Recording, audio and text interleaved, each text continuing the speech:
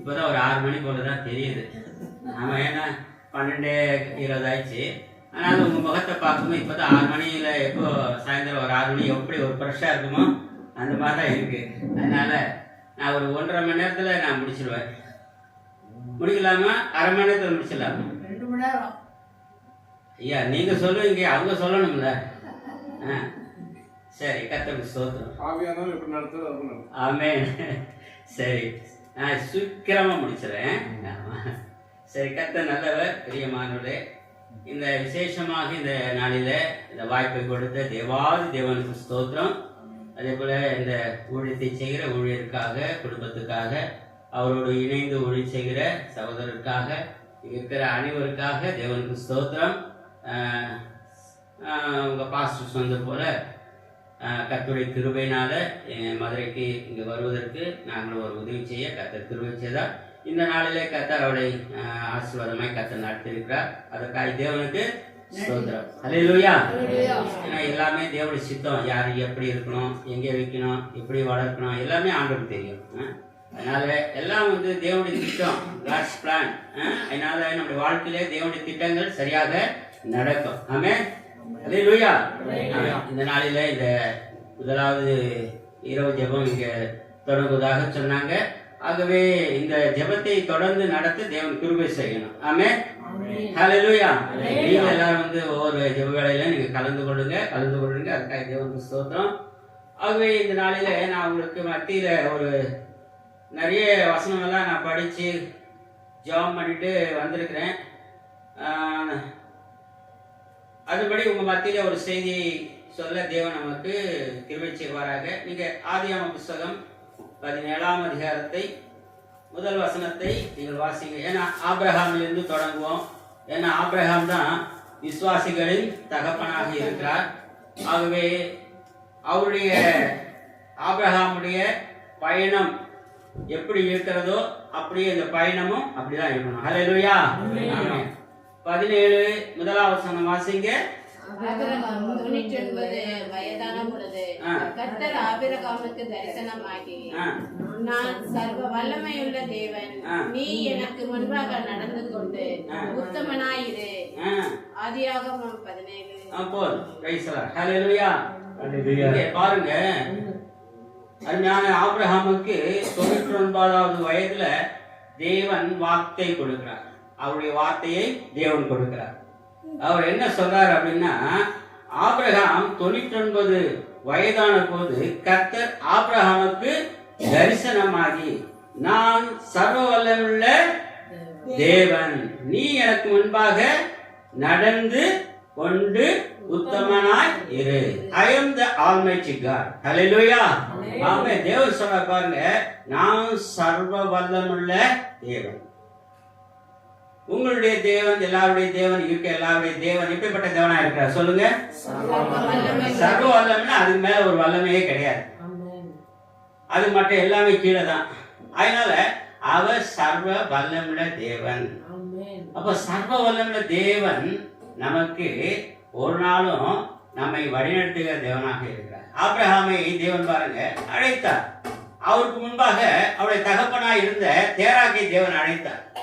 முதல் அழைப்பு தேராக்கு தான் அழைப்பு வந்தது. எங்க நீ உன் இனத்தை எல்லாவற்றையும் விட்டு என்ன செய்யணும், நீ கானான் தேசத்துக்கு போகணும் அப்படின்னு சொல்லிட்டு தேராக்கு தான் முதல் அழைப்பு தேவன் கொடுத்தார். ஆனா அந்த வர்ற வழியிலேயே தேராக்கு என்ன ஒரு இடத்துல செடுப்பு பார்த்த உடனே வார்த்தையை மறந்தார், தேவனுடைய வல்லமை மறந்தார், எல்லாமே மறந்தார், அழைப்பை மறந்தார், எல்லாம் செடுப்பை பார்த்த உடனே அங்கேயே தங்கிவிட்டார். அங்கே வாழ்ந்து உடைய வாழ்க்கையும் முடிந்து விட்டது. ஹல்லேலூயா. ஆகவே தேவனுடைய பிள்ளைகளே, அதன் முன்பாக தேவன் பாருங்க, தேராக்குடைய வாழ்க்கை இப்படி முடிஞ்சு விட்டது, ஆனாலும் என்னுடைய சித்தம், என்னுடைய திட்டம் நடக்கணும் அப்படின்னு சொல்லிட்டு அவருடைய மகனாகி ஆபிரகாமை தேவன் அழைத்தார். அழைத்து இப்படிப்பட்ட நல்ல ஒரு வார்த்தை கொடுக்கிறார். எத்தனாவது வருஷத்துல? 99வது வருஷத்துல. ஆபிரகாமுக்கு எத்தனாவது வயசு சொல்லுங்க? 99வது வயதுல. அப்போ அவர் சொல்றாரு, நான் சர்வ வல்லமுள்ள தேவன், எனக்கு முன்பாக நீ எப்படி நடந்து கொள்ள வேண்டும்? உத்தமனாய் நடந்து கொள்ள வேண்டும். எனக்கு முன்பாக எப்படி இருக்கணும்? ஏன்னா தேவன் உத்தமனாய் இருப்பவர்களை தேவன் ஆசீர்வதிக்கிறார். ஏன்னா அவர் நல்லவராக இருக்கிறார், அவர் ஜீவனுள்ள தேவனாக இருக்கிறார். அதனால அவருடைய பிள்ளைகளா இருக்கிற நாமும் எப்படி இருக்கணும்னாக்கா அவரை போலவே இருக்கணும். ஏன் இந்த வசனம் எடுத்தேன் அப்படின்னு சொன்னாக்கா, காலையில இந்த இரவு ஜெபத்துக்காக நோட்டீஸ் வந்து வாட்ஸ்அப்ல தம்பி அனுப்பிச்சிருந்தாங்க. நான் பார்க்கும்போது அதுல ஒரு வசனம் இருந்தது. 1 நாளாகமம் 16ஆம் அதிகாரம் 8வது வசனம். அந்த வசனத்தை வாசிங்க. 1 நாளாகமம் 16:8. அந்த வசனத்தை பார்த்தேன். பார்த்துட்டு அந்த வசனத்தை படிச்சு பார்த்துட்டு துதித்து அவருடைய நாமத்தை பிரஸ்தாபமாக்குங்கள், அவருடைய செய்கைகளை ஜனங்களுக்குள்ளே பிரசித்தப்படுத்துங்கள். பிரசித்தப்படுத்துங்கள். இப்போ இந்த வசனம் நான் படிச்சேன்.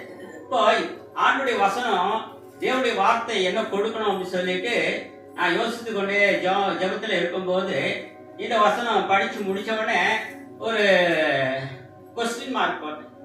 ஏன் ஏன் என்று சொல்லி ஒரு கொஸ்டின் மார்க் போட்டேன். ஓடும்போது அது பின்பாக ஒவ்வொரு வசனமாக நான் வாசித்தேன். அப்போ இந்த வசனத்தை பார்க்கும்போது என்ன சொல்லப்பட்டிருக்குனாக்கா, கர்த்தரை துதித்து அவருடைய நாமத்தை பிரஸ்தாபமாக்குங்கள், அவருடைய செய்கைகளை ஜனங்களுக்குள்ள பிரசித்தப்படுத்துங்கள். ஏன் சொல்லுங்க, ஏன் ஏன் சொல்லுங்க, எல்லாரும் சொல்லுங்க. இப்ப கேள்வி வந்துருச்சா? இதுதான் செய்தி. ஏன் அவருடைய நாமத்தை, அவருடைய புகழ், அவருடைய வல்லமை, அவருடைய அதிசயங்கள், அவருடைய கிரியைகள் ஜனங்களுக்குள்ள அறிவிக்க வேண்டும். இப்போ ஏன் சொல்லுங்க. ஏன் என்பதற்கு அதுக்குதான் ஒரு பதில் இந்த வசனம் வாசித்தோம். அந்த மறுபடியும் இந்த 17 படிங்க. கர்த்தரை துதித்து அவருடைய நாமத்தை இல்ல ஆதியாகமம் 17:1. அவர் சர்வ வல்லமையுள்ள தேவன். சரி இருக்கட்டும், நான் அந்த வார்த்தை மட்டும் எடுத்துக்கிறேன். ஏன் என்ற அடுத்த வார்த்தை அவர் சர்வ வல்லமையுள்ள தேவன். அப்ப சர்வ வல்லமையுள்ள தேவனை, அவருடைய மகிமை, அவருடைய மகத்துவம், அவருடைய புகழ்ச்சி, அவருடைய எல்லா விதமான அன்பு எல்லாமே ஜனங்களுக்குள்ள என்ன செய்ய வேண்டுமா? அறிவிக்க வேண்டும். இப்போ அதற்காகத்தான் ஆபிரகாமை தேவன் தெரிந்து கொண்டார். ஆபிரகாம் தேவனை மகிமைப்படுத்தினாரா இல்லையா? மகிமைப்படுத்தினாரா இல்லையா? கொஞ்சமா பண்ணாரா, ரொம்ப பண்ணாரா? அதிகம். ஹல்லேலூயா. ஆமென். அப்போ ஆபிரகாமை தேவன் தெரிந்து கொண்டு அவருடைய மகிமையை அறிவிப்பதற்காக ஆபிரகாமை தேவன் தெரிந்து கொண்டார். அப்போ ஆபிரகாமை தேவன் சொன்ன ஒரு வார்த்தை என்னன்னா, எனக்கு முன்பாக நீ உத்தமனாய் நடந்து கொள். அப்போ உத்தமன் ஒரு மனிதன் இருப்பான் என்று சொன்னால் அவன் மூலமா தான் என்ன செய்யணும்? தேவனுடைய மகத்துவங்களை நாம் சொல்ல முடியும், நடத்த முடியும், எல்லாமே பண்ண முடியும். ஆகையினால நாம் தேவனை பற்றி அறிந்து கொண்டு அவருடைய வல்லமை அறிவிக்கிறவர்களாக நம்ம இருக்கணும். நீங்க நினைக்கலாம், அவருடைய வல்லமை அறிவிச்சு நம்ம என்ன பண்ணணும்? நாளைக்கு நமக்கு இவ்வளவு பிரச்சனை இருக்கு, இந்த கடன்காரன் இருக்கிறான், அதான் இந்த பிரச்சனை இருக்கு, இந்த பிரச்சனை இருக்கு, அதை பார்க்கறதா இல்லாட்டி ஆண்டவரை பற்றி நம்ம சொல்லிட்டே இருக்கிறதா அப்படின்னு சொல்லி உங்களுக்கு ஒரு கேள்வி வரும். ஆனா நான் சொல்றேன் பாருங்க, நீங்கள் செய்ய வேண்டிய ஒரு காரியம், ஆண்டவர் பற்றி நீங்கள் சொல்ல சொல்ல சொல்ல அறிந்து கொள்ள அறிந்து கொள்ள எல்லா பிரச்சனையும் மறைய ஆரம்பிக்கும். ஹல்லேலூயா. ஏன் சொல்றேன்னா, நான் இந்த மதுரை பட்டணத்துல வந்து இப்போ 25 வருஷம் ஆயிடுச்சு. எத்தனை வருஷம்? 25 வருஷம் ஆயிடுச்சு. முத இந்த மதுரை பட்டணத்துல யாருமே எனக்கு தெரியாத ஒரு. அப்போ நாங்க ஊழியத்துக்காக இங்க வந்தோம். ஒரு ஸ்தாபனத்தில் இருந்தோம், இந்தியன் பைபிள் டிரான்ஸ்லேட்டர்ஸ் என்ற ஒரு ஊழியத்தில் இருக்கும்போது குறிப்பிட்ட காலங்கள் வரைக்கும் அந்த ஊழியத்தை செய்தோம். அது 2009 அந்த ஊழியத்தை விட்டு நாங்கள் வெளியே வந்தோம். கர்த்தர் சொன்னா, இந்த ஊழியம் உங்களுக்கு கிடையாது, இனிமே என்னுடைய சுவிசேஷம் அறிவிக்க வேலை தான் செய்யணும் அப்படின்னு சொல்லி அழைத்து வந்தார். அப்போ ரொம்ப எங்களுக்கெல்லாம் பார்த்தீங்கன்னா ஒரு பெரிய ஒரு குழப்பம்.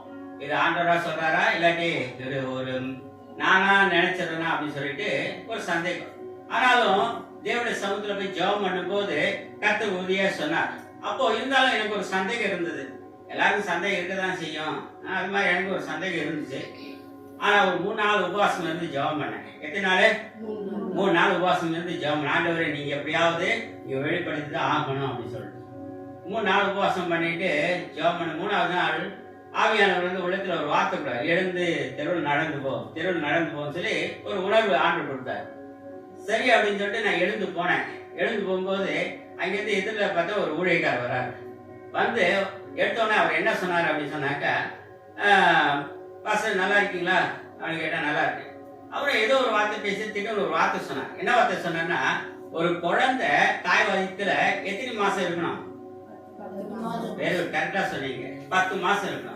10 மாசம் மேல போச்சுன்னா என்ன ஆகும்? ப்ராப்ளம். தாய்க்கு ஆபத்து, குழந்தைக்கு ஆபத்து. இந்த வார்த்தை தான் அவர் சொன்னார். நீங்க கரெக்டா சொல்றீங்க. அது மாதிரி அவர் பாருங்க, அவர் சொன்னார் 10 மாசம் ஒரு குழந்தை 10 மாசம்னா தாய் வயிற்றுல ஒரு 10 மாசம் தான் இருக்கணும். அது மேல போச்சுன்னா தாய்க்கு ஆபத்து, குழந்தைக்கு ஆபத்து அப்படின்னு அந்த வார்த்தை சொன்ன. அந்த வார்த்தை சொன்ன உடனே எனக்கு வந்து அப்படியே அந்த வார்த்தை நான் அப்படியே ஸ்ட்ரைக் ஆச்சு. அப்புறம் நான் யோசிச்சு பாக்குறேன். வந்து என்ன நடந்தது அப்படின்னாக்கா, அப்போ நான் ஆண்டவரே நீங்க சொல்ற அந்த ஊழியத்திற்கு நான் ஒப்பு கொடுத்து என்ன செய்யறேன், நான் என்ன சொல்றேன் அதுபடி நான் செய்யறேன்னு சொல்லிட்டு அந்த ஸ்தாபனத்துடைய எல்லா காரியங்களும் அங்க மற்றும் அந்த ஆபீஸ்ல போய் ஹேண்ட் ஓவர் பண்ணிட்டு, அப்புறம் பாத்தீங்கன்னா உண்மையில எங்க கையில வாடகை வீடு, அவரும் பிள்ளைங்கள்லாம் படிச்சுட்டு இருக்காங்க, அவரும் குடும்ப செலவு எல்லாமே இருக்கு. ஒண்ணுமே இல்லை எங்க கையில. அடுத்த நாள் என்ன செய்ய போறோம் ஒண்ணுமே தெரியாது. எப்படி இருக்கும் பாருங்க. மதுரையில எத்தனை பேர் இருந்தாலும் அந்த சூழ்நிலை, ஏன்னா ஒரு வேலையும் இல்லை, நான் ஊழியம் தான் பண்றோம். ஊழியத்துல முதல்ல யார் நமக்கு கவனிப்பாங்க, என்ன செய்ய முடியும் சொல்லுங்க. ஆனாலும் ஜெபம் பண்ணோம், முட்டி போட்டு ஜெபம் பண்ணிட்டே இருந்தோம். ஆண்டவர் அற்புதங்களை செய்ய ஆரம்பிச்சார். கர்த்தருக்கு ஸ்தோத்திரம். ஹல்லேலூயா. என்ன அற்புதம் செய்தாருன்னா, ஜெபம் பண்ணிட்டே இருக்கும்போது அவங்க யாரோ தெரிஞ்சு அப்புறம் கூப்பிட ஆரம்பிச்சாங்க. ஒரு பர்த்டே பிரேயர் இருக்கு, வந்து ஜெபம் பண்ணுங்க. பாரின் போறாங்க, வந்து ஜெபம் பண்ணுங்க. இப்படி சொல்லி ஒவ்வொரு காரியத்துக்காக ஜெபம் வந்து கூப்பிட்டாங்க. போன் மூலமா கூப்பிடுவாங்க, ஜெபம் பண்ண சொல்லுவாங்க. போய் ஜெபம் பண்ணும்போது கத்த அருமையா நடத்த ஆரம்பிச்சாங்க. ஹல்லேலூயா. ஆகவே இந்த விசுவாசம், ஆபிரகாம் எப்படி விசுவாசம் தேவன் கொடுத்து அழைத்தாரோ அதே மாதிரிதான் தேவன் அழைச்சாரு. அந்த விசுவாசத்தின் மூலமா இவ்வளவு தூரம் வரும்படியா தேவன் கிருபை செய்திருக்கிறார். ஹல்லேலூயா, ஹல்லேலூயா. இப்போ தம்பி சொன்னது போல நிலையூர்ல ஒரு சபையை வைத்து நடத்தி கொண்டிருக்கிறோம். மதுரை சுற்றிலும் கிட்டத்தட்ட நிறைய கிராமங்களை போய் நாங்களும் எங்க உடன்படியர்களும் போய் சந்திக்கிறோம். கிட்ட ஒரு 200 கிராமங்கள் மேல போய் சந்திச்சு எல்லா வீடு பை டோர் போய் ட்ராக்ஸ் கொடுத்து எல்லாருக்கும் சத்தியத்தை சொல்லியிருக்கிறோம். ஆகவே நிறைய பேருக்கு ஞாபகம் கொடுத்துருக்கிறோம். ஏன் சொல்றேன்னா, ஊழியங்கள் நடந்து கொண்டுதான் இருக்கு. ஹல்லேலூயா. இதுதான் அறிவிக்கிறது, தேவனை பற்றி அறிவிக்கிறது. ஏன் இன்னொரு வார்த்தை ஆண்டவர் சொல்றாருன்னா, ஆபிரகாம் பார்த்து நீ உண்மையா இருக்கணும் அப்படின்னு சொன்னாக்க, உத்தமனா இருக்கணும்னு சொன்னாக்க, மனிதர்கள் தவறி போகிறவர்கள். கொஞ்ச நேரம் தான் உண்மையா இருக்க முடியும், பரிசுத்தமா இருக்க முடியும். சில வேளை என்ன செய்யறோம், ஏதோ ஒரு விதத்துல பாவங்கள் செய்ய ஆரம்பிக்கும். ஏசாயா 58 9வது வசனம் 8வது வசனத்தை பாருங்க. ஏசாயா 59:8 நீங்க வாசித்து பாத்தீங்க அப்படின்னாக்க, சமாதான வழியை அறியார்கள், அவர்கள் நடைகளில் நியாயமில்லை, தங்கள் பாதைகளை தாங்களே கோணலாக்கி கொண்டார்கள், அவைகளில் நடக்கிற ஒருவனும் சமாதானத்தை அறியான். போதும். இப்போ தங்களுடைய வழிகளை தாங்களே என்ன செய்து கொண்டார்கள், கோணலாக்கி கொண்டார்கள். அதனாலதான் ஜனங்கள் உலகத்துல நீங்க பார்க்கும்போது எத்தனை பேர் சமாதானமா இருப்பாங்க சொல்லுங்க? சமாதானம் இல்லை. காரணம் என்ன? வசனம் என்ன சொல்லுது? தங்களுடைய வழி தாங்க தான் கோணலாக்கி கொண்டார்கள். அதுக்கு ஆண்டவர் காரணமே கிடையாது. இப்போ கோணலானதையும் தேவன் சரியாக்குகிறவர். உங்களுடைய வாழ்க்கையில என்னென்ன கோணலான காரியங்கள் இருக்கோ, பிரச்சனையா இருக்கோ, கஷ்டங்களா இருக்கோ, கடன் தொல்லையா இருக்கோ, பிசாசின் தொல்லையா இருக்கோ, என்னென்ன பிரச்சனையா இருந்தாலும் சரி, அதெல்லாம் தேவன் வந்து ஒரு வார்த்தை சரி செய்வார். கைகளை தள்ளியில சொல்லுங்க. ஒரே வார்த்தைங்க. ஒருவேளை பாருங்க, திருமணம் நடக்காம இருக்கலாம், வேலை கிடைக்காம இருக்கலாம், உடம்பு சரியில்லாம இருக்கலாம், கடன் பிரச்சனைகளா இருக்கலாம். எதுவா இருந்தாலும் அது உங்களால சரி செய்ய முடியாது, என்னாலையும் சரி செய்ய முடியாது. ஆனா செய்கிறவர் யாரு? தேவன் தான் அவர் செய்ய வல்லவராய். அப்போ அவர் தான் எல்லாவற்றையும் செய்ய வல்லவராய் இருக்கிறார். அவரை பற்றி நாம் அறிந்து கொள்ள வேண்டும். தேவனுடைய வார்த்தை பற்றி அறிய அறிய அறியதான் நம்முடைய இருதயம் சுத்தமாகும். நமக்குள்ள அந்த வல்லமை என்ன செய்யும்? கடந்து வரும். தேவனுடைய ஆசீர்வாதம், அதாவது தேவனுடைய அந்த ஒரு ஒரு அதாவது டிரான்ஸ்பிரேஷன், அதாவது ஒரு அந்த புதிதாக்குதல், ஒரு ரட்சிப்பினுடைய அந்த புதிதாக்குதல், தேவனுடைய வார்த்தை நம்மை புதிதாய் பிறந்த ஒரு குழந்தை போல மாற்றும்.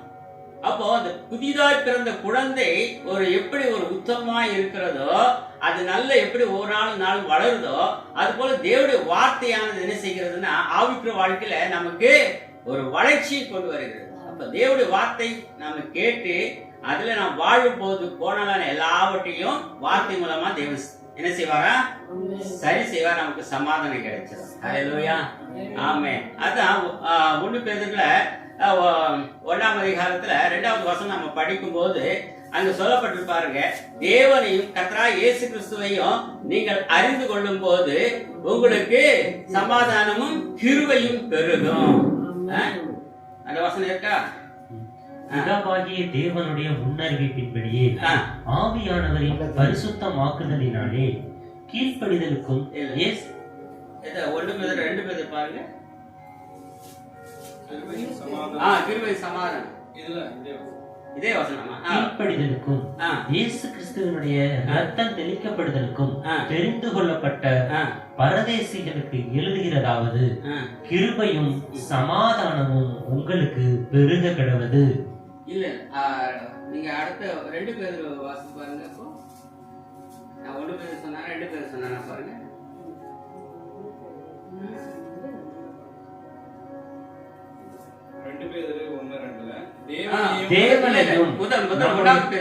முதல் பேதுருல 1வது அதிகாரம் 2வது வசனம், பிதாவாகிய தேவனுடைய முன்னறிவின்படியே ஆவியானவரின் பரிசுத்தமாக்குதலினாலே அதாவது 2 பேர் தான். தேவனையும் நம்முடைய கர்த்தராகிய இயேசுவையும் அறிகிற அறிவினால் உங்களுக்கு கிருபையும் சமாதானமும் பெருக கடவுது. கைகளை தலையில சொல்லுவா. இந்த வசனம் தான். ஹல்லேலூயா, ஆமென். எவ்வளவு அருமையான ஒரு வசனம் பாத்தீங்களா? நாம் தேவனையும் கர்த்தராகிய இயேசுவையும் அறியும் போது சமாதானம் கிருபை பெருகும்.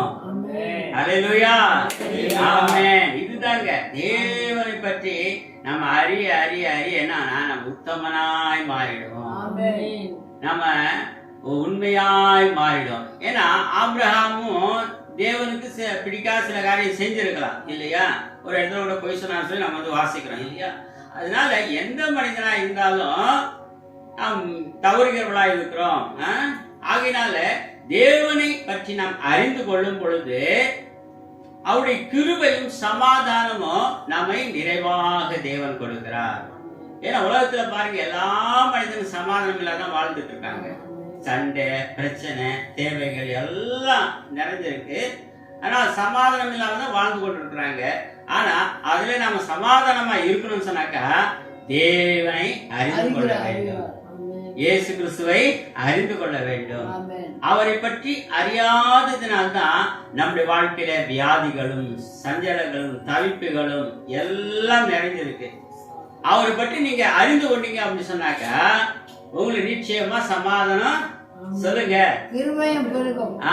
சமாதானம் பெருகும், கிருபை பெருகும். உங்க பிள்ளைங்க வாழ்க்கையில கிருபை பெருகும், சமாதானம் பெருகும். ஹல்லேலூயா, ஆமென். ஆபிரகாம் தேவனை பற்றி அறிந்து கொண்டார்.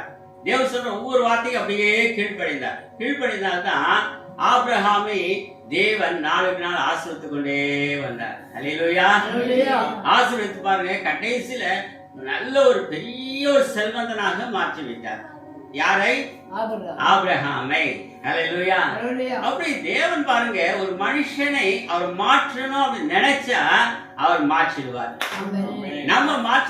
நம்மால முடியாது, ஆனா தேவன் நினைச்சா அவர் மாற்றிடுவார். ஒரு நிறைய ஆசீர்வாதம் கொடுக்கணும்னா நிச்சயமா அவர் கொடுத்துருவார். நாம செய்யறது ஒரே ஒரு காரியம் தான், அவரை பற்றி என்ன செய்யணும்? அவரை பற்றி அறிந்து கொள்ளணும். எப்போ கொஞ்சம் டைம் கிடைச்சா என்ன செய்யணும்? அவரை பற்றி ஒரு வசனத்தை படிச்சிடணும். எப்படி கொஞ்சம் டைம் கிடைச்சா நம்ம திடீர்னு என்ன செய்வோம்? செல்போன் எடுத்து அப்படின்னு பாத்துருவோம் இல்லையா? ஏதாவது வேலை பார்த்துட்டே கூட என்ன செய்வோம்? நமக்கு பிடிச்ச ஒரு காரியத்தை செல்போன்ல பாத்துருவோம். அதை விட நம்ம என்ன செய்யணும்னாக்கா ஒரு வசனம் என்ன செய்யணும், எது டக்குன்னு படிச்சோம்னா அந்த ஒரு வார்த்தை போதுங்க அவருடைய வாழ்க்கையை மாற்றணும். அந்த நூற்றுக்கு அதிபதி என்ன சொன்னா, ஆண்டவர் நீங்க ஒரு வார்த்தை சொல்லும் ஆண்டவரே, என் வேலைக்காரன் பிழைத்து. இன்னைக்கு நீங்க வந்திருக்கீங்க, உங்களுக்கு ஒரு வார்த்தை போதும், உங்க வாழ்க்கையே மாறிடும். எங்க அதாவது நம்ம சபையில பாதி நிறைய பேருடைய வாழ்க்கையை மாத்திருக்கிற கர்த்தர். ஹல்லேலூயா. வியாதி மாதிரி இருக்கு, கடந்தலை மாதிரி இருக்கு, இதெல்லாம் சாட்சினா விடிஞ்சிரும். அது சொல்லவே முடியாது, அந்த அளவுக்கு நிறைய இருக்கு. கேன்சர் நோய் மறைஞ்சிருக்கு, வயிற்றுல கட்டி தான் போயிருக்கு, இவ்வளவு காரியங்கள் தேவன் செய்திருக்கிறார். ஹல்லேலூயா. ஆமென். அதனால நாம் தேவனையும் கர்த்தராகிய இயேசு கிறிஸ்துவையும் அறிந்து கொள்ள வேண்டும். முதலாவது நாம் தேவனுடைய வார்த்தைக்கு ரொம்ப முக்கியத்துவம் கொடுக்க வேண்டும். அதனால பிரியமானே, எங்கேயாச்சும் பரவாயில்ல ஒரு 1/2 மணி நேரம் எனக்கு கொடுத்துருக்குறாங்க. இப்போ நேரம் ஆயிடுச்சுன்னு நினைக்கிறேன், எனக்கு 10-15 நிமிஷம் இருக்கு. ஒரு இடத்துல கரெக்டா இது மாதிரி 3 மணி நேரத்துக்கு மேல அங்கே எல்லாமே பாட்டு ஜெபம் எல்லாமே இருந்தது. அப்புறம் அறிவிப்பு, அப்புறம் வந்தவங்களுக்கு எல்லாம் கனப்படுத்தினாங்க. கடைசியில தேவனுடைய வார்த்தைக்கு எவ்வளவு டைம் கொடுத்தாங்க சொல்லுங்க பாப்போம்? 20 நிமிஷம் கொடுத்தாலும் பரவாயில்ல, கரெக்டா 10 நிமிஷங்க. 10 நிமிஷம் தான். ரொம்ப வேதனையா இருந்துச்சு. ஏன்னா தேவனை பற்றி நம்ம அறிந்துக்கணும், அதுதான் நம்முடைய வாழ்க்கையில உயர்வு. நம்ம பாடுவது ஜெபிப்பது நம்ம அது ஒரு குறிப்பிட்ட லெவல்ல இருக்கணும். அதை விட கர்த்தருடைய வார்த்தை அறியாது நமக்கு பிளான் கிடைக்கும், தேவனுடைய அபிஷேகம் கிடைக்கும், தேவனுடைய அந்த விசுவாசம் கிடைக்கும். தேவனை பற்றி அறியணும், அப்போ சமாதானம் கிடைச்சிடும். தேசத்துல சமாதானம் உண்டாகும், குடும்பத்துல சமாதானம் உண்டாகும், தனி மனிதனுடைய உள்ளத்துல சமாதானம் உண்டாகும். அப்போ தேவனை பற்றி நீங்களும் நானும் அறிந்து கொள்ள வேண்டும். ஏன்னா சமாதானம் யாருக்கு இல்லைன்னு சொன்னாக்கா, தங்கள் வாழ்க்கையை தாங்களே கோணலாக்கி விட்டதுனால அவங்களுக்கு சமாதானம் இல்லை.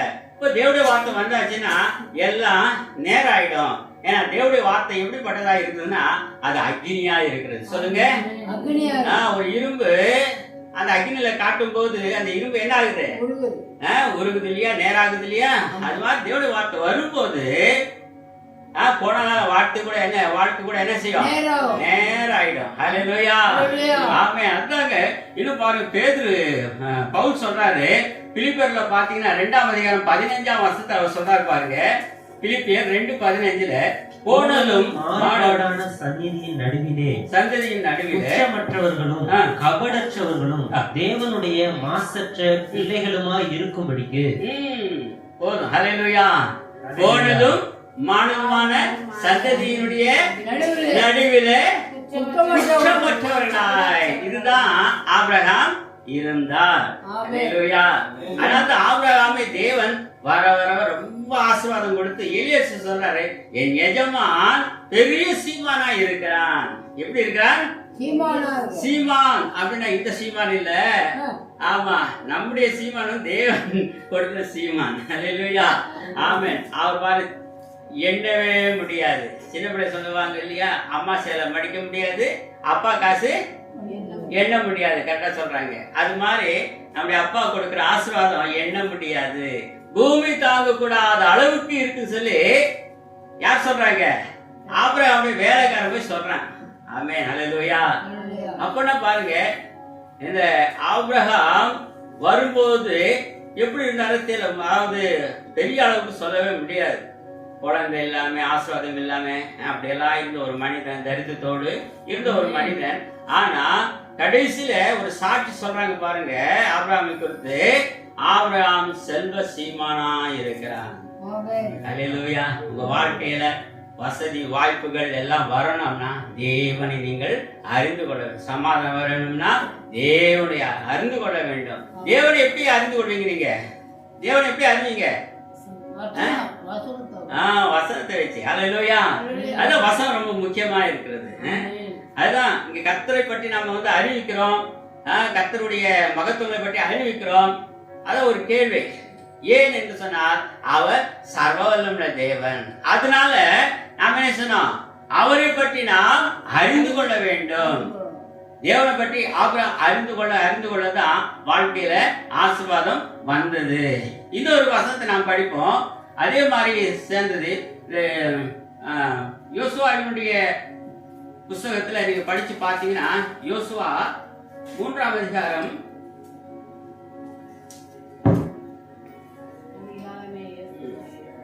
யோசுவாவினுடைய புஸ்தகம் 3ஆம் அதிகாரம் 10, 11, 12, 13. பின்பு யோசுவா ஜீவனுள்ள தேவன் உங்கள் நடுவே இருக்கிறார் என்பதையும் அவர் கானானியரையும் எத்தியரையும் ஏவியரையும் பெரியசரையும் கிர்காய்சரையும் எமாரியரையும் எபேசியரையும் உங்களுக்கு முன்பாக துரத்தி விடுவார் என்பதையும் போதும். நீங்கள் அறிந்து கொள்வதற்கு அடையாளமாக இதோ சர்வ பூமிக்கும் ஆண்டவராய் இருக்கிறவருடைய உடன்படிக்கை பெட்டி உங்களுக்கு முன்னே யோர்தானிலே போகிறது. இப்பொழுதும் இஸ்ரவேல் கோத்திரங்களிலே 12 பேரை ஒவ்வொரு கோத்திரத்திற்கு ஒவ்வொருவராய் பிரித்தெடுங்கள். சம்பவிப்பது என்னவென்றால், சர்வ பூமிக்கும் ஆண்டவராகிய கர்த்தரின் பெட்டியை சுமக்கிற ஆசாரியர்களின் உள்ளங்கால்கள் யோர்தானின் தண்ணீரிலே பட்ட மாத்திரத்தில் மேலே இருந்து ஓடி வருகிற யோர்தானின் தண்ணீர் ஓடாமல் ஒரு குவியலாக நிற்கும் என்றான். சொல்லுங்க. இங்க என்ன சொல்றாரு? சர்வபூமியின் தேவன், சர்வபூமியின் ஆண்டவராய் இருக்கிற நம்முடைய தேவன். அங்க என்ன சொன்னாரு? சர்வ வல்லமுள்ள தேவன். இங்க என்ன சொல்றாரு? சர்வபூமியின் தேவன். நாம ஒரு பூமியில தான் இருக்கிறோம். ஆனா தேவன் எத்தனை பூமி உண்டாக்கினாரு? நிறைய பூமியில உண்டாக்கினார். அங்க போய் வாழ்றோமே இல்ல, அது 2வது விஷயம். ஆனா நிறைய பூமியில பூமியை தேவன் உண்டாக்கி இருக்கிறார். அப்பனா அவர் உருவாக்குகிற தேவன். ஏன்னா அதான் சொல்றாரு, அவர் சர்வ வல்லமுள்ள தேவன், ஆல்மைட்டி காட் அப்படின்னு சொன்னாக்கா அதுக்கு மேல ஒரு அற்புதம் அதிசயம் நடக்கக்கூடிய ஒரு வாய்ப்பே இல்லை. அதனால இயேசுவையும் தேவனையும் நீங்கள் அறிந்து கொள்ளும் பொழுது உங்க வாழ்க்கையில ஒரு அதிசயம் அற்புதம் கண்டிப்பாய் நடக்கும். எப்படி பாருங்க, ஒரு அதிசயம் இயற்கைக்கு மாறான ஒரு காரியம் நடக்குது பாருங்க. ஆசாருடைய கால்கள் உடன்படிக்கை பெட்டி தூக்கி கொண்டு போகும்போது, இந்த உடன்படிக்கையுடைய பெட்டி தூக்கி கொண்டு ஆசாருடைய கால்கள் இந்த யோர்தான்ல பட்ட மாத்திரத்துல என்ன நடந்ததுன்னா, அந்த தண்ணீர் 2ஆய் பிரிந்து குவியலாக இருந்து என்ன நடக்குது? ஓடாம அப்படி குவியலா நிற்குது. இது அதிசயம் தானே? அதிசயம் தானே? அப்போ உடன்படிக்கை பெட்டியை சுமக்கிற ஊழியக்காரர்கள், அது ஊழியக்காரர் ஒரு பக்கம் இருந்தாலும் அங்கே உடன்படிக்கை பெட்டியில இருக்கிறது தேவனுடைய மகத்துவம், தேவனுடைய வல்லமை. அந்த வல்லமை சுமக்கிற நாம் எங்க போனாலும் ஒரு அற்புதம் நடக்கும். ஹல்லேலூயா. அதனால்தான் இந்த வேத வசனத்தை சுமந்து கொண்டு நீங்க எங்க போனாலும் அற்புதங்கள் நடக்கும். ஏன்னா நம்முடைய தேவன் மகா பெரிய தேவன். நம்முடைய தேவன் எப்படிப்பட்டவரா இருக்கிறார்? நம்முடைய தேவனை எங்கு வச்சு என்ன செய்ய முடியாது? கூட்டி வைக்கவே முடியாது. நம்முடைய தேவனை ஒரு இடத்துல கொண்டு வந்து உட்கார வச்சு இங்கே இருங்க ஆண்டவரே, நான் ஏதோ கடைக்கு போயிட்டு வந்தேன், ஊருக்கு போயிட்டு வந்துடுறேன், வந்து நாளைக்கு வந்து என்ன செய்யறேன், நான் உங்க பாக்குறேன் அப்படின்னு சொல்லவே முடியாது. முடியுமா? ஆண்டு கடவுளை கொண்டு வந்து வைக்க முடியுமா? நம்முடைய கடவுளை யாராவது தூக்கிட்டு போக முடியுமா? முடியாது. அல்லேலூயா சொல்லுங்க. நம்முடைய தேவன் நம்மை சுமந்து கொண்டு போகிறவர். நம்முடைய தேவன் நம்மோடு கூட இருக்கிறவர். அவர் என்ன செய்யறார் அப்படின்னு சொன்னாக்கா, நம்முடைய வாழ்க்கையில அற்புதங்களை கத்து செய்கிறார். இங்க நடக்கிறது ஒரு அற்புதம். அந்த கால் பட்ட மாத்திரத்துல அந்த யோர்தானுடைய தண்ணி 2ஆய் பிளந்து விட்டது. இன்னைக்கும் உங்க வாழ்க்கையில என்னென்ன போராட்டங்கள் இருந்தாலும் அதெல்லாம் பொழந்து கட்டுவார் ஆண்டவர், தூக்கி போடுவார். ஹல்லேலூயா. தேவன் தூக்கி போட்டு என்ன செய்வார்? உங்க வாழ்க்கையிலே சமாதானம் கொடுப்பார். ஆமா. ஏன்னா இங்க சொல்லப்படுது, அவருடைய வார்த்தை தேவனை பற்றி அறிந்து கொள்ளும் போது நம்முடைய வாழ்க்கையில ஒரு அபிஷேகம், வல்லமை, வழிநடத்துறது எல்லாமே நமக்கு கிடைக்கும். இதுதான் யோசுவா வாழ்க்கையில அவர் கற்றுக் கொடுக்கிறார். அந்த ஆசாரியர்களுக்கு தேவன் என்ன செய்கிறார்னா, உடன்படிக்கை பெட்டி சுமந்து கொண்டு நீங்க போங்க. அங்க போகும்போது பாத்தீங்கன்னா 7 ஜாதிகள் அங்க இருந்தது. அவங்க பயங்கரமானவர்கள். அவனை யாராலும் எதிர்க்கவே முடியாது. எல்லாரும் பயந்து எதிர்க்க முடியாது. அப்படிப்பட்ட ஒரு பயங்கரமான ஒரு அதாவது அந்த ஜனங்கள் அப்படிப்பட்ட ஒரு முரட்டாட்டம் உள்ள ஜனங்கள், கிட்டே போக முடியாது. அசிரியர்கள் எல்லாம் பார்த்து அவ்வளவு பயங்கரமானவர்கள். அப்படிப்பட்ட ஒரு ஜனங்கள் 7 ஜாதிகளை கர்த்தர் என்ன செய்தார்னா அடிச்சு துரத்தி விட்டார். கையெழுத்து அல்லையே சொல்லுங்க. ஹalleluya. இப்போ நீங்களும் நானும் கேட்கலாம், சரி அப்போ இங்க இருக்கிற ஜாதியெல்லாம் அடிச்சு திறந்து விட்டுருவாரா அப்படின்னு சொல்லி ஒரு கேள்வி வரும். அப்படிதானே? அப்படி கிடையாது. இந்த 7 விதமான பிரச்சனைகள், 7 விதமான தடைகள் எதுவா இருந்தாலும் எல்லாம் ஆண்டவர் என்ன செய்வார்? எடுத்து போடுவார். நீங்க அடுத்த மாசம் வரும்போது நீங்க சாட்சி சொல்லுங்க. ஆமென். ஹalleluya. ஆமென். அடுத்த மாசம் வரும்போது, அடுத்த மாசம் அதுக்குள்ளவே நீங்க வரும்போது சாட்சியை சொல்லிடுவீங்க. நீங்க பொழுது விடிஞ்சு வீட்டுக்கு போகும்போதே இந்த உடன்படிக்கையின் வார்த்தைகளின் சுமந்து கொண்டு போகும்போது வீட்டுல காலை வச்ச உடனே அற்புதங்கள் நடக்க ஆரம்பிக்கும். நிறைய சாட்சிகள் சொல்லணும், நான் நேரம் இல்லை நமக்கு. அதனால பாருங்க, தேவனுடைய வார்த்தை அவ்வளவு மகத்துவம் உள்ளதாக இருக்கிறது. ஆகவே புதிய ஏற்பாட்டில் நம்ம பார்க்கும்போது தீத்துவினுடைய நிருபத்துல, தீத்துக்கு எழுதிய நிருபம் 2ஆம் அதிகாரம் 13ஆம் வசனம் நம்ம வாசிக்கும் போது அங்க சொல்லப்பட்டிருக்கிறது, மகாதேவன் நாம் நம்பி இருக்கிற ஆனந்த பாக்கியத்துக்கும் மகாதேவனும் நமது இரட்சகருமாகிய இயேசு கிறிஸ்துவினுடைய மகிமையின் பிரசன்னமாகுதலுக்கும் எதிர்பார்த்து கொண்டிருக்கும்படி நமக்கு போதிக்கிறது. ஹalleluya. ஆமென். அப்போ மகாதேவன் இங்க என்ன சொல்லப்பட்டிருக்கிறது? மகாதேவன். ஏன் நம்ம கர்த்தரை துதிக்க வேண்டும்னா அவன் மகாதேவன். ஏன் அவருடைய புகழை சொல்ல வேண்டும்னா அவர் சர்வவல்லமையுள்ள தேவன். ஏன் அவரை பற்றி நாம் அறிந்து கொள்ள வேண்டும் என்று சொன்னால் அவர் சர்வபூமியின் தேவன். ஹalleluya. ஆமென். ஆகவே ஏன் அவரை பற்றி நாம் அறிந்து அவருடைய வழியில நடக்கணும்னு சொன்னாக்கா அவர் மகாதேவன். சொல்லுங்க, மகாதேவன். நாம் ஒரு காரியத்தை நம்பி இருக்கிறோம். என்ன நம்பி இருக்கிறோம் சொன்னாக்கா, இந்த உலகத்துல தேவன் நம்மை ஆஸ்வதிக்க அவர் போதுமானவராய் இருக்கிறார். அடுத்தது ஒரு நம்பிக்கை என்னன்னா பரலோகம், ஆனந்த பாக்கியம். சொல்லுங்க, பரலோகம், ஆனந்த பாக்கியம். அந்த ஆனந்த பாக்கியத்துக்குள்ளாய் கர்த்தர் நம்மை நடத்த போகிறார். இந்த பூமியில இருக்கிற வரைக்கும் நம்முடைய வாழ்க்கையில ஆபிரகாம் எப்படிப்பட்ட ஒரு ஆசீர்வாதத்தோடு கூட இருந்தாரோ, எல்லா ஜாதிகளுக்கும், எல்லா இனங்களுக்கும், எல்லா மனிதர்களுக்கும் எப்படிப்பட்ட ஒரு ஆசீர்வாதமான ஒரு தகப்பனாக இருந்தாரோ, அது மாதிரி நீங்களும் நான் இருக்கும்படியாக தேவன் இங்க பூமியில ஆசீர்வதிக்கிறார்.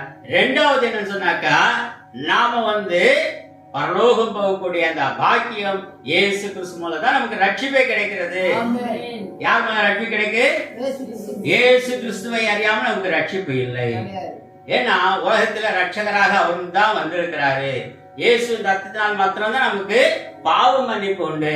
ஏன்னா ரத்தம் சிந்தனை இல்லாமல் பாவ மன்னிப்பு கிடையாது. பாருங்க, ஒரு மனுஷன் பாவம் செஞ்சான், போய் அவனுக்கு பதிலாக என்ன செய்யறான்? கோழி அறுத்து பலி கொடுக்குறான். அது பாவம் போகுமா? போகாது இல்ல. பெரிய பாவம் செஞ்சா பெரிய மாடு, சின்ன பாவம் செஞ்சா சின்ன ஆடு, அவன் இன்னும் குட்டி பாவம் செஞ்சா கோழி. பாருங்க, இன்னும் கடா காடை, இந்த மாதிரி அவன் பாவத்துக்கு ஒரு இருக்கு இல்லையா கேட்டகரி, அதுக்கு தகுந்த மாதிரி பலியை கொண்டு போய் செய்யறாங்க. ஆனாலும் பாவம் போகுமா? பாவம் போகாது. அப்ப எப்படி பாவம் போக சொல்லுங்க? தேவனை அறிகிற அறிவினால். ஜெபம் சொன்னாங்க, சத்தியத்தை அறிவீர்கள், சத்தியம் உங்களை தேவனை பற்றி அறிந்து கொள்ள வேண்டும். சத்தியத்தை அதான் வேதம் சொல்லுகிறது. வேதம் நமக்கு கரெக்டா போதிக்கிறார் ஆண்டவர். நீங்க நல்ல சத்தியத்தை அறிந்து கொள்ளுங்க. நீங்க சத்தியத்தை அறிய அறிய அறிய அறிய உங்க வாழ்க்கையில எல்லா விடுதலையும் வர ஆரம்பிக்கும். ஏன்னா அவர் நல்லவராக இருக்கிறார், அவர் மகாதேவனாக இருக்கிறார், அவர் தாராளமாய் கொடுக்கிற தேவனாய் இருக்கிறார். அவருக்கு கொடுக்கறதுனால அவருக்கு எந்த ஒரு நஷ்டமும் கிடையாது. இப்ப நீங்க சமைக்கிறீங்க, உங்க பிள்ளைங்க எவ்வளவு சாப்பிட்டாலும் உங்களுக்கு நஷ்டம் வந்துட போதா? வராது இல்ல. உங்கள்கிட்ட நிறைய காசு இருக்கு, உங்க பிள்ளைங்களுக்கு கொடுக்கும் போது பிள்ளைங்க உங்களுக்கு நஷ்டமா வரப்போகுது? வராது இல்ல. அது மாதிரி பிரியமானவர்களே, ஆண்டவர் எந்த நஷ்டமும் கிடையாது. நீங்க கடலை பாருங்க, மலையை பாருங்க, அப்புறம் ஆறுகளை பாருங்க, அதெல்லாம் பாருங்க, அதிசயங்கள். அதெல்லாம் எவ்வளவு தண்ணி போகுது. அந்த கடல்ல பாருங்க எவ்வளவு தண்ணி இருக்கு, கண்ணுக்கு எட்டாத தூரம் தண்ணி இருக்கு. நட்சத்திரம் எண்ண முடியல இல்லையா? ஆபிரகாமை காட்டுறாரு இல்லையா? சாரலை காட்டுறாரு இல்லையா? அவ்வளவு யாரும் எண்ணி முடிக்கல. இது வரைக்கும் எவ்வளவு விஞ்ஞானிகள் வந்துட்டாங்க, இன்னும் அந்த நட்சத்திரங்களை எண்ண முடியல, இனிமேல் எண்ண முடியாது.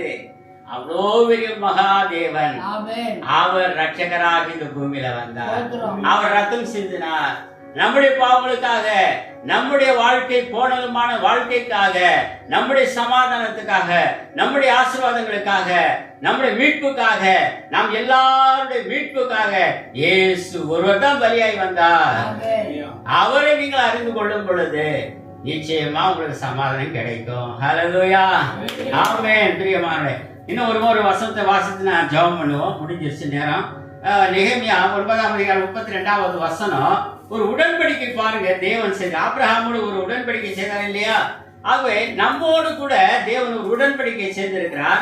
அந்த உடன்படிக்கை அவர் காக்கிற தேவன். இப்பொழுதும் உடன்படிக்கையையும் கிருபையையும் காக்கிற வல்லமையும் பயங்கரமும் உள்ள மகா தேவனாகிய எங்கள் தேவனே, ஆசிரிய ராஜாக்களின் நாட்கள் முதற்கொண்டு இந்நாள் வரைக்கும் எங்களுக்கும் எங்கள் ராஜாக்களுக்கும் எங்கள் பிரபுக்களுக்கும் எங்கள் ஆசாரியர்களுக்கும் எங்கள் தீர்க்கதரிசிகளுக்கும் எங்கள் பிதாக்களுக்கும் உம்முடைய ஜனங்கள் அனைவருக்கும் நேரிட்ட சகல வருத்தமும் முன்பாக அற்பமாய் காணப்படாதிருப்பதாக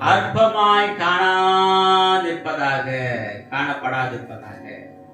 அப்போ இங்க பாருங்க, மகாதேவன் நமக்காக ஒரு உடன்படிக்கை வைத்திருக்கிறார். அந்த உடன்படிக்கை ஆபிரகாமோடு தேவன் செய்தார். அப்படிதான் நம்ம பார்த்தோம். ஆபிரகாமோடு உடன்படிக்கை செய்தார். அந்த உடன்படிக்கை காத்து கொடுக்கிறாராம். அந்த நெகேமியாவுல நம்ம இதுவரைக்கும் நம்ம படிக்கும் போது அவர் செய்த உடன்படிக்கையே அவர் என்ன செய்கிறாரா? காத்து கொள்கிறார். உடன்படிக்கை என்னது சொல்லுங்க? ஒப்பந்தம். அக்ரிமெண்ட். இங்கிலீஷ் படிக்கும் அக்ரிமெண்ட் சொல்றோம், தமிழ்ல படிக்கும் போது உடன்படிக்கை, அதாவது ஒப்பந்தம் சொல்றோம் இல்லையா? அது மாதிரி தேவன் பாருங்க மனுஷனோடு ஒரு ஒப்பந்தம் பண்ணியிருக்கிறார். இந்த உலகத்துல எந்த ஒரு ராஜாவோ பிரதமரோ யாரும் நம்மகிட்ட வந்து ஒண்ணு செய்ய முடியல இல்லையா? ஒண்ணு உடன்படிக்கை செய்யல. ஆனா தேவன் பாருங்க, வானம் பூமி எல்லாவற்றையும் படைத்த தேவன் அவர் வந்து என்ன செய்திருக்கிறார்? உடன்படிக்கை பண்ணியிருக்கிறார். அவர் உடன்படிக்கை காத்துக்கொண்டே இருக்கிறார். அவருடைய உடன்படிக்கை என்னன்னு சொன்னா, ஆபிரகாமை தேவன் ஆசீர்வதித்தாரு. ஆபிரகாம்கிட்ட கர்த்தர் சொல்றாரு, உன்னையும் உன் பிள்ளைகளையும் அவங்க பிள்ளைகளையும் இந்த பூமியில் இருக்கிற எல்லா ஜனங்களையும் உன் முகத்தை பார்த்து அவர்கள் எல்லாரையும் ஆஸ்வதிப்பேன். ஹல்லேலூயா.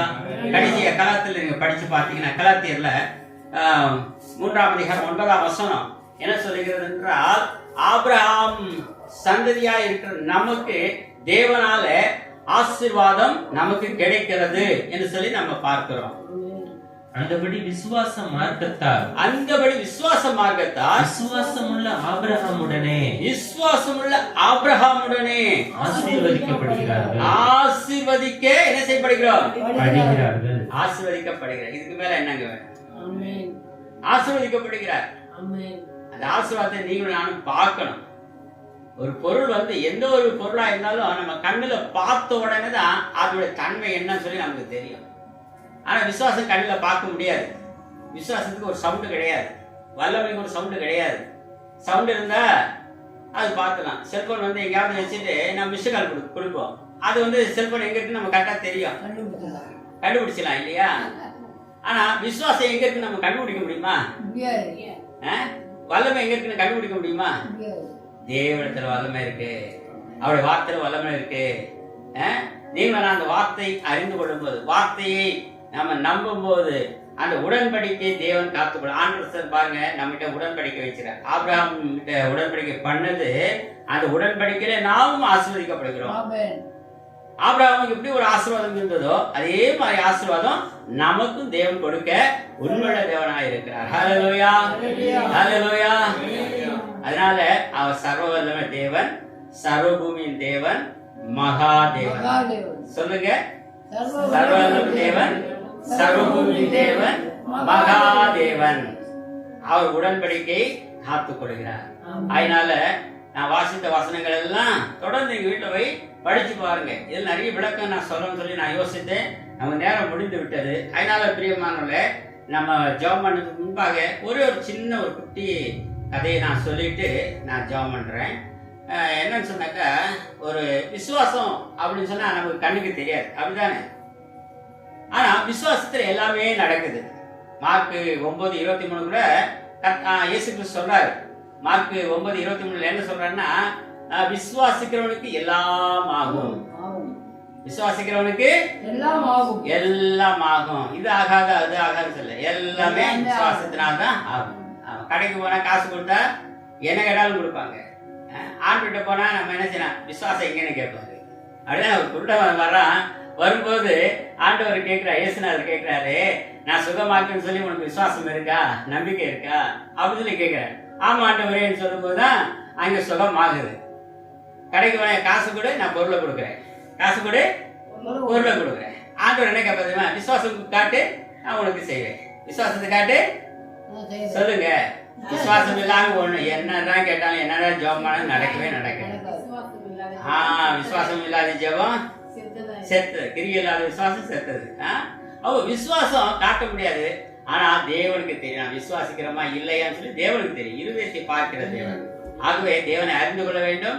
தேவனுடைய அந்த விசுவாசம் நமக்குள்ள இருக்க வேண்டும். நாம் ஜெபம் பண்ணும்போது எல்லாம் கர்த்தர் கொடுக்க போகிறார். ஆகவே இது விசுவாசம் எப்படின்னு நான் கண்ணுக்கு தெரியாது. ஆனாலும் அந்த விசுவாசம் தேவன் மேல இருக்கும்போது எல்லா காரியமும் நடக்கும். ஒரு குருவும் அவனுடைய சீஷர்கள் நடந்து போயிட்டே இருந்தாங்க. ஒரு 7-8 சீஷர்கள் நடந்து போயிட்டே இருந்தாங்க. ரொம்ப வெயில போய் அதாவது ரொம்ப தூரம் நடந்து ரொம்ப களைப்பாய் போச்சு. அதுக்கப்புறம் பசி ஒரு பக்கம், வெயில் தாக்கம் ஒரு பக்கம், தாகம் ஒரு பக்கம். அவங்களால நடந்து போக முடியல. அப்புறம் காட்டு வழியில போகும்போது தண்ணி எங்கேயுமே இல்லை. சீசரெல்லாம் கேட்குறாங்க, ஐயோ குருவே இந்த மாதிரி தண்ணி இல்லாம ரொம்ப கஷ்டமா இருக்கு, என்ன செய்வோம் அப்படின்னு சொல்லி கேட்கும்போது, பயப்படாத வா, எங்கேயாவது கண்டிப்பா தண்ணி இருக்கும் வா அப்படின்னு சொல்லி கொஞ்சம் தூரம் போனோடனே அங்கே ஒரு குளம் வந்துருச்சு. அல்லேலூயா சொல்லுங்க. அங்கே ஒரு குளம் வந்துருச்சு. குளம் வந்தோடனே அப்பா எல்லாருக்கும் எப்படி இருக்கும், தாக நேரத்துல ஒரு குளத்துல நல்ல தண்ணி பார்க்கும்போது எப்படி இருக்கும், அப்பாடா அவங்க தண்ணி பார்த்துட்டாங்க. பார்த்த உடனே மகிழ்ச்சி வந்துருச்சு அவங்களுக்கு. பக்கத்துல பாத்தீங்கன்னா ஒரு பெரிய ஒரு ஆலமரம், பயங்கரமான ஒரு பெரிய ஒரு ஆலமரம். அந்த ஆலமரம் இருந்துச்சு, நல்ல நிழல் இருந்துச்சு, அங்கே உட்காரத்துக்கு இடம், தூங்குறதுக்கு இடம்லாம் இருந்துச்சு. சரி போய் எல்லாரும் நல்லா கொஞ்சம் தண்ணியெல்லாம் குடிச்சிட்டு கை காலெல்லாம் கொஞ்சம் கழுவிட்டு அப்புறம் அந்த மரத்தடியில போய் உட்கார்ந்தாங்க. ஆமா, சீசரெல்லாம் கொஞ்சம் அப்படியே உடம்பு நீட்டினாங்க, படுத்தாங்க லேசா. அப்போ அதுல ஒரு சீசன், என்ன குருவே இவ்வளோ பெரிய மரமா இருக்கு, இவ்வளோ பெரிய ஒரு மரத்துல இது சின்ன படம் ஆண்டவர் ஏன் வச்சாராங்க குருவே, நீங்க சொல்லுங்க. இவ்வளோ மரம் இவ்வளவு பெருசா இருக்கு, ஆனா பழம் மட்டும் எப்படி இருக்கு, சின்ன பழமா இருக்கு அப்படின்னு சொல்லி அதுல ஒரு குறை சொன்னாங்க. அப்போ குரு கேட்டாரு, சரி அந்த பழம் இருக்கு இல்லையா, அந்த பழத்தை என்ன செய்யணும், அதாவது அப்படி சொல்லிட்டு இருக்கும்போது பேசிட்டே இருக்கும்போது மேல இருந்து ஒரு பழம் டப்புன்னு நெத்தில இருந்துச்சு. மரத்துல இருந்து அந்த பழம் என்னாச்சு, நெத்தில விழுந்த, நெத்தில டப்புன்னு விழுந்துச்சு. விழுந்த உடனே அப்பா அப்படின்னு சொல்லிட்டு அவன் தடையிட்டு அந்த பழத்தை குரு கிட்ட காமிச்சான். வா, இந்த பழம் தான் என் நெத்தில விழுந்துச்சு அப்படின்னு சொல்லி. அப்போ குரு சொன்னாரு, ஒரு சின்ன பழம் விழுந்ததுக்கும் எவ்வளவு அடிபட்டுச்சு உனக்கு, அது ஒரு பலாப்பழம் மாதிரி மேல விழுந்தா என்ன ஆயிருக்கும், இவ்வளவு பெரிய மரத்துல இந்த பழம் விழுந்தா என்ன ஆயிருக்கும், போயிருக்கும்ல. கடவுள் தான் உன்னை காப்பாத்தினாரு. சரி, அதுல இருந்து ஒரு பாடத்தை நான் சொல்றேன். அந்த மேல விழுந்துச்சுல அந்த பழத்தை எடு, அதை பிச்சு பாரு அப்படின்னாரு. பிச்சாக்க அதுல விதைகள் இருந்துச்சு. அந்த விதை பார்த்தா குட்டி குட்டி குட்டி விதைய கண்ணுக்கு தெரியாத அளவுக்கு நிறைய விதைகள் இருந்துச்சு. அப்புறம் அந்த குரு சொன்னாரு, விதைகள் இருக்குல்ல, அந்த விதை ஒரு விதை எடு அதுல இருந்து. அப்போ ஒரு விதை எடுத்த உடனே அது ரெண்டா நீ என்ன செய்யணும், பிச்சு பாரு அப்படின்னாரு. சரின்னு சொல்லிட்டு ரெண்டா பிச்சு பார்த்தான். பார்க்கும்போது அது ஒண்ணுமே இல்லை.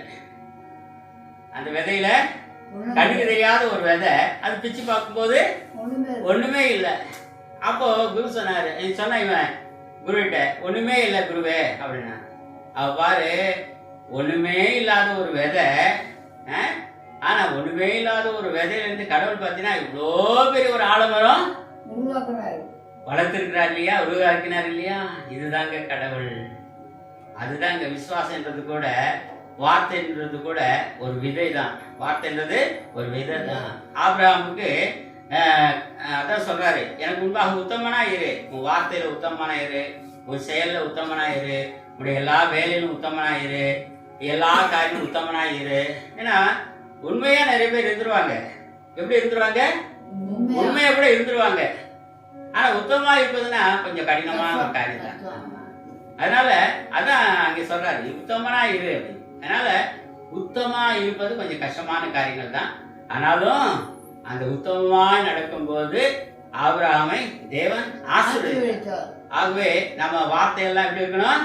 ஒரு விதை, அது உத்தமமான ஒரு விதையாக இருக்கு. இது எங்க ஆவாதுங்க, இந்த பிள்ளை உதவாதுங்க, இது நடக்காதுங்க, இது 40 வருஷம் ஆயிடுச்சுங்க, இனிமே பலன் வராதுங்க, இந்த ஆள் எப்பவுமே இப்படிதாங்க, இப்படிதான் சொல்லிட்டே இருந்தா, ஆப்போசிட்டா பேசிட்டே இருந்தா நடக்கவே நடக்காது.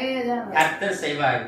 சொல்லுங்க, இயேசு நாமத்தை சொல்றேன், நடக்கும். எல்லாம் கடல் பிரச்சனை மாறும், வியாதிகள் எல்லாம் மறையும், பிரச்சனை எல்லாம் மறையும், உடைஞ்ச குடும்பம் எல்லாம் சேரும்.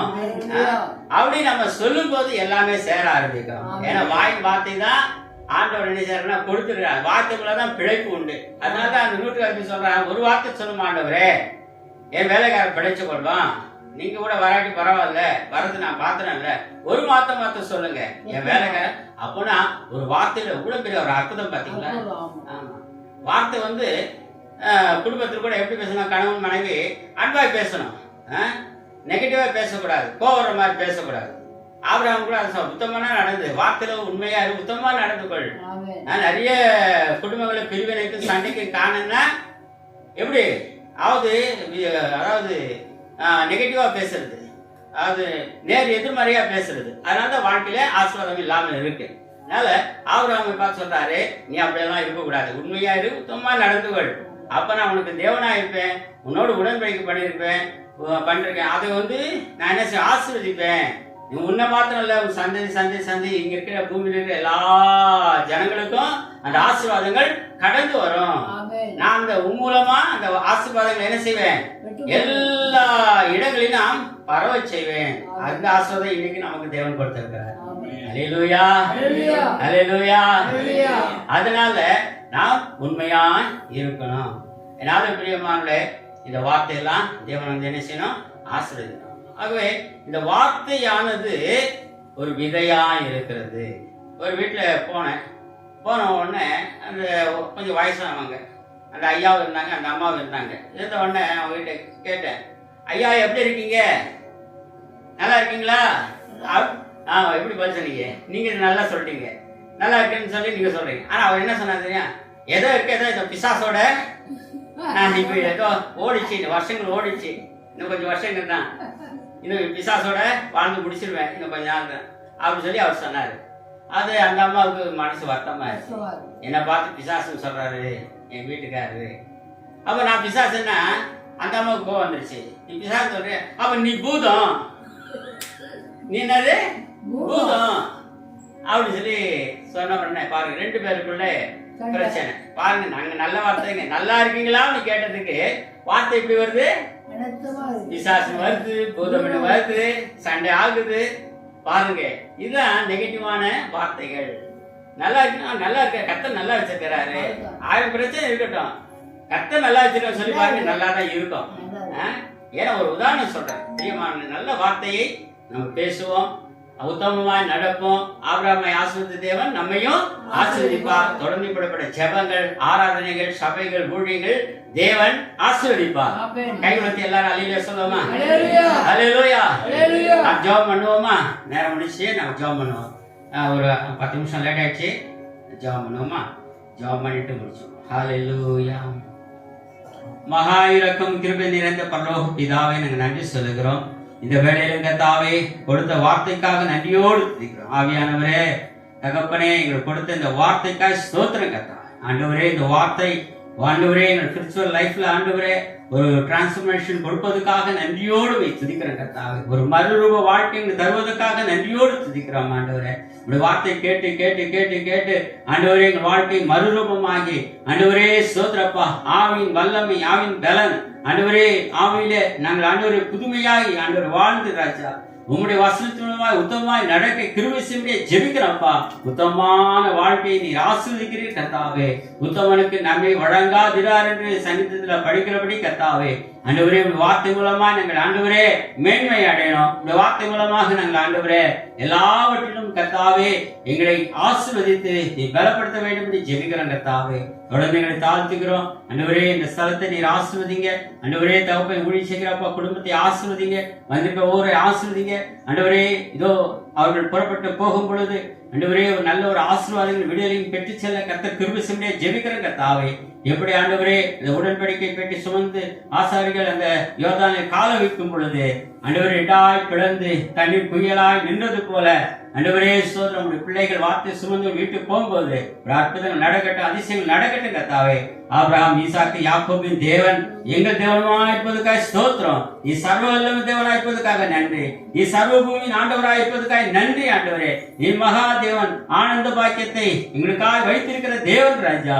இயேசுவின் நாமத்தினால் ஆண்டவரே நீ கொடுத்த ரட்சிப்பு, சுக, பலன், ஆசீர்வாதம் எல்லாவற்றுக்காக நன்றி. நாங்கள் உண்மையும் ஆண்டவரே பரிசுத்தாவின் வல்லமைகளையும் தேவனாகிய கர்த்தாவையும் இயேசுவையும் அறிந்து நாங்கள் இன்னும் ஆண்டவரை பெருக பலப்பட தேவன் கிருபை செய்ய வேண்டும் என்று ஜெபிக்கிறோம். தொடர்ந்து இந்த வார்த்தைகளை ஆசிர்வதி கேட்ட அனைவரையும் ஆசிர்வதி இயேசு கிறிஸ்து நாமத்தில் வேண்டுகிறோம் எங்கள் நல்ல பிதாவே. ஆமென் ஆமென். ஹல்லேலூயா. கர்த்தர் ஆசீர்வதிப்பாராக.